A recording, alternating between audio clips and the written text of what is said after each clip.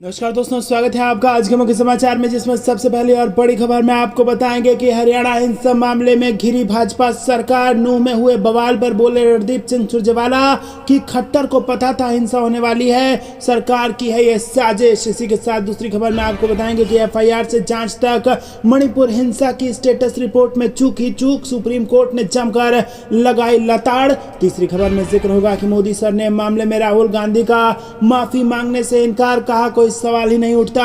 चौथी खबर में आपको बताएंगे कि मध्य प्रदेश चुनाव में बीजेपी के आदिवासी वोट बैंक में सेंध लगाएगी कन्हैया कुमार की टीम और कांग्रेस की जीत यहां पर बताई जा रही है पक्की। क्या रणनीति है आपको बताएंगे। और साथ ही साथ खबर में आगे जिक्र होगा कि सिर्फ मोहब्बत ही देश में लगी इस आग को बुझा सकती है, भाजपा पर राहुल गांधी का तगड़ा निशाना। दोस्तों, इसी प्रकार की 25 बड़ी खबरें आपके लिए फटाफट लेके आए हैं, लेकिन उससे पहले अगर आपको भी ऐसा लगता है कि 2024 में बनने जा रही है कांग्रेस की इंडिया की सरकार, तो वीडियो को कीजिए लाइक, चैनल को सब्सक्राइब करके बेल आइकन दबाइए और कमेंट में लिखिए जय हिंद। रुक करते हैं सबसे पहले और बड़ी खबर की तरफ। खट्टर को पता था हिंसा होने वाली है, ये सरकार की साजिश है, नूंह में हुए बवाल पर बोले रणदीप सुरजेवाला। जी हां दोस्तों, आपको बता दें कि हरियाणा के नूंह में भड़की सांप्रदायिक हिंसा पर कांग्रेस नेता रणदीप सुरजेवाला का बड़ा बयान सामने आया है। उन्होंने राज्य के मनोहर लाल खट्टर सरकार को घेरते हुए आरोप लगाया कि मुख्यमंत्री जानते थे कि हिंसा होने वाली है, ये सरकार की साजिश है। सुरजेवाला ने बीजेपी और जेजेपी सरकार को निशाने पर लेते हुए कहा कि यह हिंसा राज्य सरकार की साजिश का हिस्सा है। उन्होंने सवाल किया और कहा कि इंटेलिजेंस इनपुट खट्टर सरकार के पास था, खट्टर सरकार ने कार्रवाई क्यों नहीं की, सरकार साजिश के तहत हाथ पर हाथ धरकर बैठी रही। उन्होंने राज्य सरकार से यह भी पूछा कि नूंह के एसपी को उसी वक्त छुट्टी पर क्यों भेजा गया। सुरजेवाला ने कहा कि मोनू मानेसर हत्या का आरोपी है और उसने भड़काऊ पोस्ट किया, सरकार ने उसे गिरफ्तार क्यों नहीं किया और अनिल विज उसे क्लीन चिट देते फिर रहे हैं। तो दोस्तों, सीधा सीधा यहाँ पर बड़ा आरोप लगा दिया है कांग्रेस नेता रणदीप सुरजेवाला ने और कहा है कि ये सरकार की साजिश है। नूंह में जो कुछ भी हुआ, खट्टर को पता था कि हिंसा होने वाली है। रुक करते हैं ब्रेकिंग न्यूज की तरफ। एफआईआर से जांच तक मणिपुर हिंसा की स्टेटस रिपोर्ट में चूक ही चूक, सुप्रीम कोर्ट ने लगाई जमकर फटकार। जी हां दोस्तों, मणिपुर का जवाब देना बीजेपी के लिए बेहद मुश्किल होता जा रहा है। मणिपुर में 3 मई से हिंसा जारी है और हिंसा को लेकर लगातार मणिपुर सरकार और राज्य पुलिस पर सवाल उठ रहे हैं। सुप्रीम कोर्ट ने भी हिंसा को लेकर दर्ज मामले की जांच में देरी और चूक को लेकर मणिपुर सरकार को फटकार लगाई थी। इसके बाद मणिपुर सरकार ने कोर्ट में स्टेटस रिपोर्ट भी पेश की है।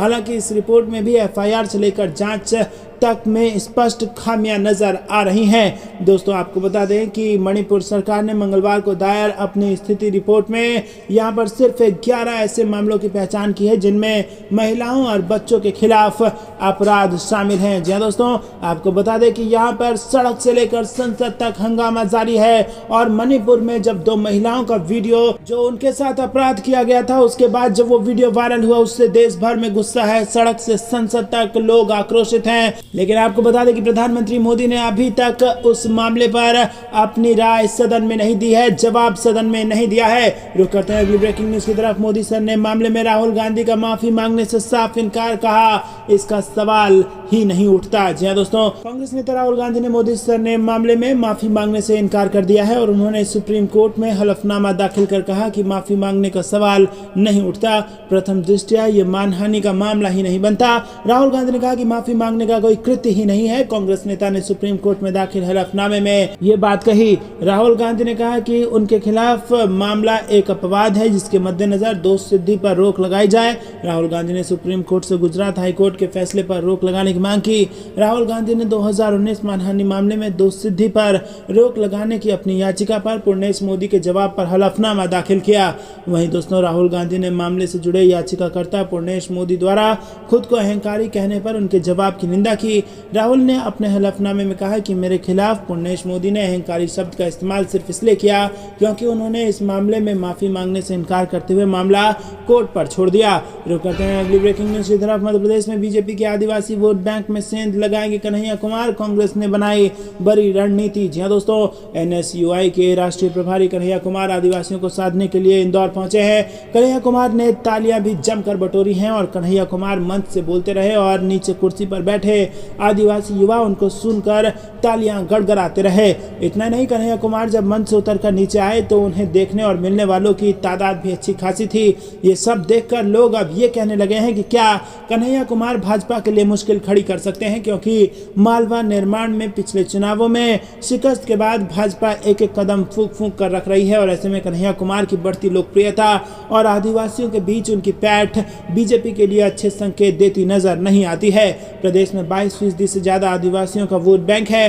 चुनावों में आदिवासियों को रिझाने के लिए मध्य प्रदेश की शिवराज सरकार ने सरकारी खजाने के दरवाजे भी खोले हैं। दोस्तों, आपको क्या लगता है किसकी बनेगी सरकार? अगर आपको भी ऐसा लगता है कि मध्य प्रदेश में कांग्रेस बना रही सरकार तो वीडियो को लाइक करना मत भूलेगा। रुक करता है ब्रेकिंग न्यूज की तरफ। सिर्फ मोहब्बत ही देश में लगी इस आग को बुझा सकती है। भाजपा पर राहुल गांधी का निशाना। जी हां दोस्तों, कांग्रेस नेता राहुल गांधी ने भाजपा सरकार पर निशाना साधा। उन्होंने जयपुर मुंबई सेंट्रल एक्सप्रेस में सोमवार को हुई फायरिंग और हरियाणा की नूह हिंसा को लेकर सरकार को घेरा है। मंगलवार को राहुल गांधी ने ट्वीट कर लिखा कि भाजपा मीडिया और उनके साथ खड़ी ताकतों ने पूरे देश में नफरत का केरोसिन फैला दिया है। सिर्फ मोहब्बत ही देश में लगी इस आग को बुझा सकती है। हिंसा बड़ी साजिश की तरफ इशारा करती है। बता दें कि हरियाणा के नूह जिले में सोमवार को एक धार्मिक जुलूस के दौरान पथराव किया गया और कई वाहनों में आग लगा दी गई। इसके बाद हिंसा शुरू हो गई। रुक करते हैं ब्रेकिंग न्यूज की तरफ। शिवपाल यादव का बयान। बोले, जब चुनाव आता है भाजपा षड्यंत्र कर दंगा कराती है। जी हां दोस्तों, आपको बता दें कि समाजवादी पार्टी के राष्ट्रीय महासचिव शिवपाल यादव ने बुधवार को हरियाणा और मणिपुर हिंसा को लेकर बीजेपी सरकार पर जमकर निशाना साधा है और उन्होंने कहा कि जब भी चुनाव आता है भाजपा की तरफ से षड्यंत्र और दंगा कराया जाता है। और उसके साथ ही उन्होंने लोकसभा चुनाव 2024 के मद्देनजर सुहेलदेव भारतीय समाज पार्टी के राष्ट्रीय अध्यक्ष ओम प्रकाश राजभर पर भी निशाना साधा। रुक करते हैं ब्रेकिंग न्यूज की तरफ। मानगढ़ धाम में राहुल गांधी की सभा। राजस्थान की 17 आरक्षित सीटों पर कांग्रेस की नजर। जी हां दोस्तों, आपको बता दें कि राजस्थान में विधानसभा चुनाव के कुछ ही महीने रह गए हैं और ऐसे में बीजेपी ने अपने केंद्र नेतृत्व के जरिए 2 महीने पहले ही चुनावी शंखनाद कर दिया है। अब कांग्रेस का चुनावी शंखनाद भी होने वाला है, क्योंकि 9 अगस्त को देश के 4 राज्यों के आदिवासियों के सबसे बड़े आस्था के धाम मनगढ़ में कांग्रेस द्वारा बड़ी रैली का आयोजन किया जा रहा है। ये कांग्रेस नेता राहुल गांधी और कांग्रेस के राष्ट्रीय अध्यक्ष मल्लिकार्जुन खड़गे आएंगे और इसी के साथ कांग्रेस कई बड़े नेता भी इसमें शामिल होंगे। दोस्तों, रुक करते हैं अगली ब्रेकिंग न्यूज की तरफ। यूपी हरियाणा समेत 6 राज्यों में भारी बारिश का अलर्ट। उत्तर भारत के मौसम पर आईएमडी का बड़ा अपडेट। जी हां दोस्तों, देश के अधिकतर हिस्सों में बारिश की गतिविधियां देखने को मिल रही है। उत्तर भारत के भी तमाम राज्यों में बारिश का दौर जारी है और मौसम विभाग की माने तो बारिश का यह दौर अभी जारी रहने वाला है। मौसम विभाग की ओर से दी गई जानकारी के मुताबिक आने वाले 3 से 4 दिनों के दौरान उत्तर भारत के 6 राज्यों के सुदूर इलाकों में भारी बारिश की गतिविधियां देखने को मिल सकती है। वहीं कुछ इलाकों में हल्की से मध्यम बारिश जारी रहेगी।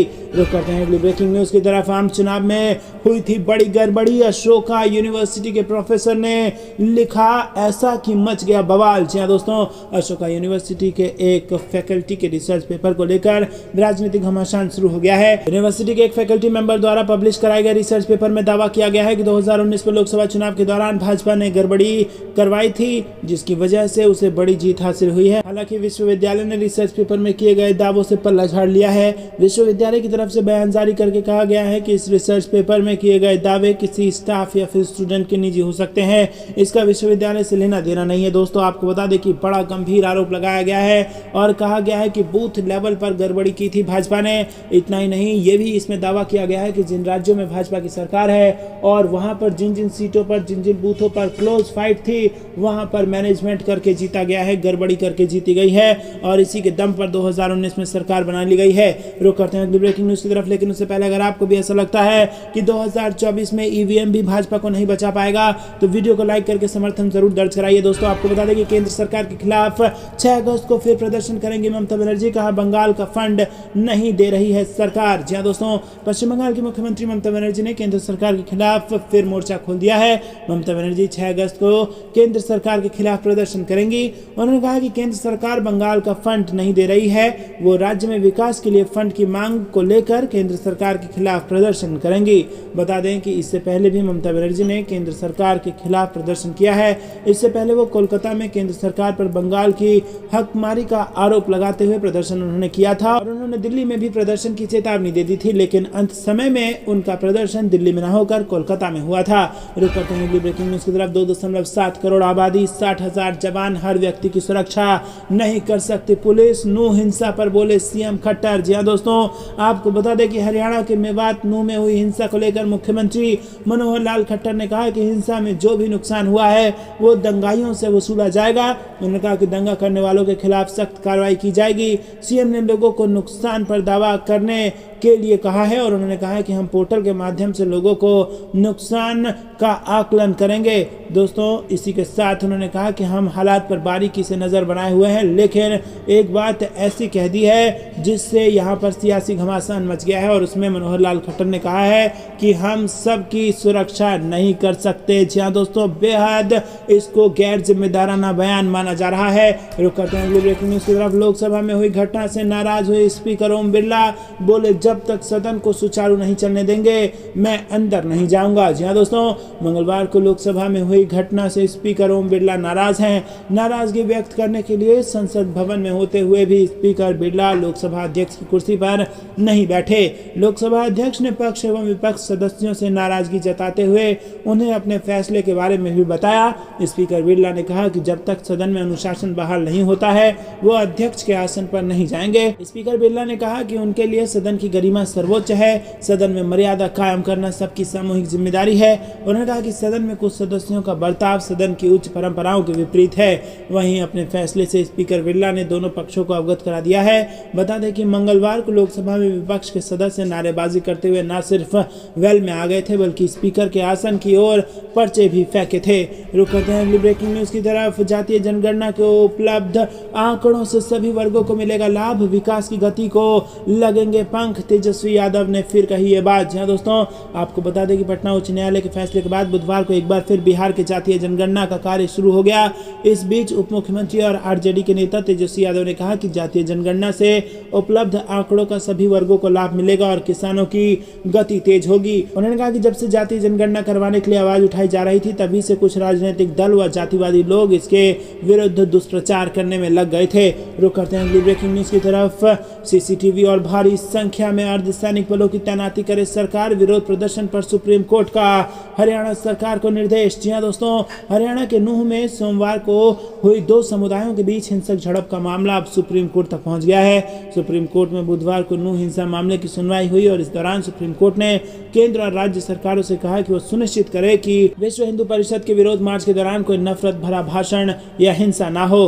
दरअसल सुप्रीम कोर्ट ने बुधवार को केंद्र और संबंधित राज्य सरकार को यह सुनिश्चित करने का निर्देश दिया है कि हरियाणा के नूह में सांप्रदायिक हिंसा के विरोध में विहिप और बजरंग दल द्वारा आयोजित मार्च के दौरान दिल्ली एनसीआर में कोई नफरत भरा भाषण, हिंसा ना हो। दोस्तों, रुकते हैं अगली ब्रेकिंग न्यूज की तरफ। 370 पर संविधान पीठ में सुप्रीम कोर्ट के 5 वरिष्ठ जज कर रहे हैं सुनवाई, अगुवाई डीवाई चंद्रचूड़ के हाथों में। जी हां दोस्तों, आपको बता दें कि अनुच्छेद 370 के मामले से जुड़ी इस वक्त की बड़ी खबर आ रही है और ये जरूरी खबर है। जम्मू कश्मीर में अनुच्छेद 370 हटाए जाने को चुनौती देने वाली याचिका पर सुप्रीम कोर्ट में 5 जजों की संविधान पीठ सुनवाई कर रही है। सीजेआई डीवाई चंद्रचूड़ की अध्यक्षता में 5 सदस्यीय संविधान पीठ में justice Sanjay Kishan Kaul, justice Sanjiv Khanna, justice BR Gavai और जस्टिस सूर्यकांत सुनवाई कर रहे हैं। अनुच्छेद 370 को हटाए जाने के खिलाफ कुल 23 याचिकाओं पर सुनवाई भी हो रही है। रुक करते हैं अगली ब्रेकिंग न्यूज की तरफ। भारत जोड़ो यात्रा पार्ट 2 की ऐसी हो रही तैयारी, गुजरात के बाद राज्यों में करेगी प्रवेश। जी हां दोस्तों, आपको बता दें कि राजस्थान में विधानसभा चुनाव से पहले एक बार फिर कांग्रेस नेता राहुल गांधी प्रदेश में पदयात्रा करने वाले हैं और ये राहुल गांधी की भारत जोड़ो यात्रा की दूसरी कड़ी होगी। कांग्रेस पार्टी इस यात्रा को दक्षिणी जिलों से निकालने की तैयारी कर रही है। कांग्रेस पार्टी के सूत्रों का कहना है कि ये यात्रा 15 अगस्त या 2 अक्टूबर से शुरू होने की संभावना है और इस पूरी यात्रा का रूट करीब 3400 से 3600 किलोमीटर तक लंबा होगा। राजस्थान के कम से कम 4 से 5 जिलों के करीब 400 किलोमीटर के इलाके से ये यात्रा गुजरेगी। इसके जरिए राहुल आदिवासी मतदाताओं को साधने की कोशिश करेंगे। 10 लोकसभा और करीब 60 विधानसभा क्षेत्रों क्षेत्रों पर केंद्रित करते हुए इस यात्रा का रूट तैयार किया जा रहा है। रुक करते हैं ब्रेकिंग न्यूज की तरफ। बीजेपी ने पूरे देश में फैलाया नफरत का कैरोसिन, नो हिंसा और ट्रेन फायरिंग के बीच राहुल गांधी का ट्वीट। जी हां दोस्तों, कांग्रेस के पूर्व अध्यक्ष और दिग्गज नेता राहुल गांधी ने हरियाणा के नूह में भड़की हिंसा और ट्रेन में फायरिंग मामले के बीच बीजेपी और केंद्र की नरेंद्र मोदी सरकार पर ताजा हमला किया है। राहुल गांधी ने कहा कि बीजेपी ने पूरे देश में नफरत का कैरोसिन फैला दिया है। राहुल गांधी ने हरियाणा के कुछ क्षेत्रों में हुई हिंसक झड़पों और रेलवे सुरक्षा बल के एक कांस्टेबल द्वारा 4 लोगों की हत्या किए जाने की घटनाओं की पृष्ठभूमि में भाजपा पर निशाना साधा और उन्होंने ट्वीट किया कि भाजपा, मीडिया और उनके साथ खड़ी ताकतों ने पूरे देश में नफरत का कैरोसिन फैला दिया है। सिर्फ मोहब्बत ही देश में लगी इस आग को बुझा सकती है। ब्रेकिंग न्यूज की तरफ। मध्य प्रदेश चुनाव 2023 से बड़ी खबर। उम्र के फार्मूले ने बीजेपी विधायकों और मंत्रियों की उड़ाई नींद। 70 पार वाले नेताओं के कटेंगे टिकट। जी हां दोस्तों, आपको बता दें कि विधानसभा चुनाव के करीब आते ही भारतीय जनता पार्टी के ऐसे विधायक और मंत्रियों की धुगधुगी तेज हो गई है जो 65 से 70 वर्ष की उम्र पार कर चुके हैं। फिलहाल 65 से कम उम्र के नेताओं को टिकट की राह में कोई रोड़ा नजर नहीं आ रहा है। भारतीय जनता पार्टी गुजरात के फार्मूले पर चुनाव जरूर लड़ना चाह रही है, लेकिन मध्य प्रदेश में यह फार्मूला लागू करना काफी आसान नहीं होगा। यदि उम्र के पैमाने पर नेताओं को बाहर करने का सिलसिला शुरू हुआ तो कुछ विधानसभा सीटों पर विद्रोह भी हो सकता है। हालांकि अभी पूरा ध्यान जीतने वाले प्रत्याशियों की ओर लगाया जा रहा है और बीजेपी के बड़े नेता ने नाम न बताने की शर्त पर बताया कि भाजपा के संगठन ने उम्र को लेकर भी एक सूची तैयार की है।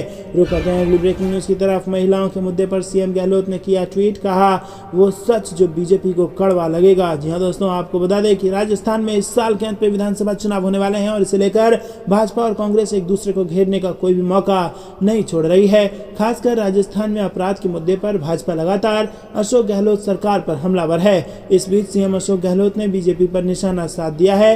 अशोक गहलोत ने ट्वीट कर एनसीआरबी के आंकड़ों का जिक्र करते हुए बीजेपी पर न केवल पलटवार किया बल्कि जमकर हमला भी बोला है। सीएम गहलोत ने कहा है कि एनसीआरबी के आंकड़ों के मुताबिक प्रति लाख जनसंख्या पर महिलाओं के विरुद्ध अपराधों में देश में बीजेपी शासित असम, केंद्र शासित पुलिस वाला राज्य दिल्ली, हरियाणा टॉप 5 राज्यों में है। महिलाओं के साथ दुष्कर्म के सर्वाधिक मामले बीजेपी शासित राज्य मध्य प्रदेश में है। रुक करते हैं ब्रेकिंग न्यूज की तरफ। लोकसभा में बिल पेश होने पर संजय सिंह का बड़ा बयान। जी हां दोस्तों, आपको बता दें कि यहाँ पर आम आदमी पार्टी के कद्दावर नेता और राज्यसभा सदस्य संजय सिंह ने लोकसभा में दिल्ली अध्यादेश कानून को लेकर मंगलवार को बिल पेश होने के बाद बड़ा बयान दिया है। उन्होंने कहा है कि देश में संविधान और लोकतंत्र का गला घोटा जा रहा है, राज्यसभा में ये बिल गिर जाएगा। संजय सिंह ने कहा कि बीजू जनता दल प्रमुख और ओडिशा के सीएम नवीन पटनायक बीजेपी के साथ खड़े हैं और उनको लोग देख रहे हैं। जब राज्यसभा में बिल आएगा तो बिल गिर जाएगा। आम आदमी पार्टी के नेता संजय सिंह का आज भी दावा है कि राज्यसभा में विधेयक के विरोध में मतदान करने वाले दलों के पास पर्याप्त संख्या बल है।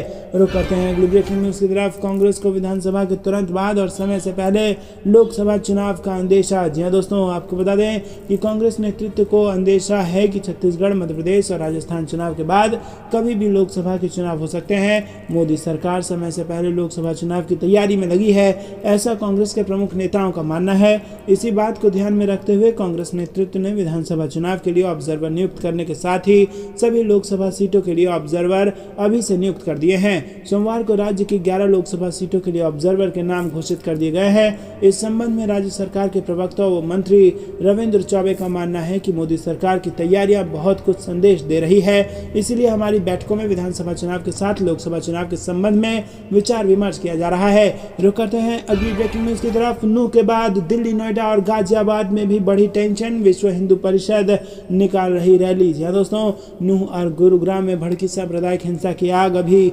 बुझती नहीं दिख रही है। ये आग अब दिल्ली, नोएडा और गाजियाबाद तक भी पहुंच सकती है। नूह हिंसा के खिलाफ बजरंग दल और विश्व हिंदू परिषद ने दिल्ली एनसीआर में कई जगहों पर विरोध प्रदर्शन का प्लान बनाया है। हालात को देखते हुए सभी जगहों पर पुलिस अलर्ट हो गई है और सुरक्षा बढ़ा दी है।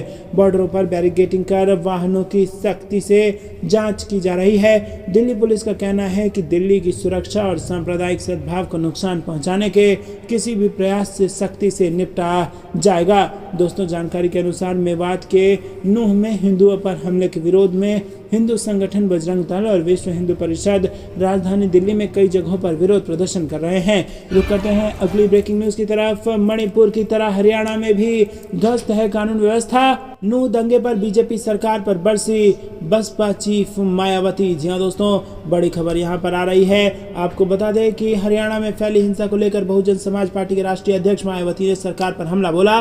कहा कि हरियाणा में भी मणिपुर की तरह कानून व्यवस्था ध्वस्त हो गई है। मायावती ने बुधवार को पत्रकारों से बातचीत में कहा कि हरियाणा में कानून व्यवस्था पूरी तरह से ध्वस्त है और ये भी निश्चित है कि वहां का खुफिया विभाग पूरी तरह से इन बातों को पकड़ पाने में नाकाम रहा है। सांप्रदायिक दंगा भड़कना और लोगों की जनहानि होने से ये तय हो गया है कि इसे जल्द से जल्द रोका जाना चाहिए। उन्होंने कहा कि दंगा का भड़कना और उसका गुरुग्राम सहित अन्य इलाकों में भी फैल जाना इस बात का संकेत है कि सरकार इसे नियंत्रण में नहीं रख पाई है। बसपा सुप्रीमो ने हरियाणा में हुई हिंसा को शर्मनाक बताया और कहा कि दंगा हिंसा का राजनीतिक और संकीर्ण स्वार्थ की पूर्ति के लिए इस्तेमाल नहीं होना चाहिए। लोगों की जान माल और मजहब की सुरक्षा करना सरकार का काम होता है। सरकार को अपनी जिम्मेदारी निभानी चाहिए। उन्होंने ये भी कहा कि यूपी में हमारी 4 बार सरकार रही तो हमने कानून व्यवस्था सही करके दिखाया है। हरियाणा की सरकार को प्रदेश में सांप्रदायिक सद्भाव और आपसी भाईचारे के लिए कोशिशें करनी चाहिए। इसके लिए केंद्र सरकार को भी आगे आना चाहिए ताकि हालात खराब ना हो। लोगों की जान माल के साथ धर्म की सुरक्षा करना राज्य सरकार की पहली संवैधानिक जिम्मेदारी बनती है। मैं लोगों से अपील करती हूँ कि वो शांति बनाए रखें। तो दोस्तों, यहाँ पर आपको बता दें कि यहाँ पर अपील की है मायावती ने। और इसी के साथ आपको बता दें कि हरियाणा में पिछले दिनों फैली सांप्रदायिक हिंसा को लेकर डीजीपी पीके अग्रवाल ने कहा कि स्थिति काबू में है और सभी मामले की जांच के लिए एसआईटी गठित की जाएगी।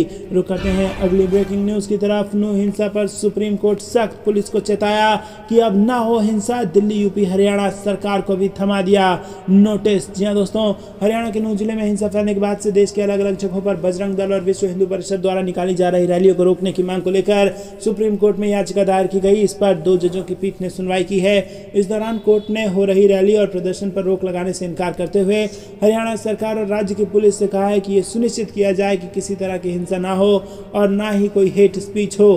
साथ ही सुप्रीम कोर्ट ने यूपी हरियाणा दिल्ली सरकार को भी नोटिस जारी किया है और सुप्रीम कोर्ट ने मामले की अगली सुनवाई 4 अगस्त को करने का फैसला किया है। बता दें कि सुप्रीम कोर्ट में याचिका का दाखिल कर मांग की गई थी कि वीएचपी और बजरंग दल के विरोध प्रदर्शन पर रोक लगाई जाए क्योंकि इससे तनाव और बढ़ सकता है। सुप्रीम कोर्ट में दायर इस याचिका पर जस्टिस संजीव खन्ना और जस्टिस एसवीएन भट्टी की पीठ ने सुनवाई की है। दोस्तों, आपको क्या कुछ लगता है, क्या सही है क्या गलत है, कमेंट में बताइए। वीडियो लाइक करना मत भूलेगा। ये थी दिन भर की सारी जरूरी और बड़ी खबरें। अंत तक बने रहने के लिए बहुत बहुत धन्यवाद। जय हिंद, जय भारत।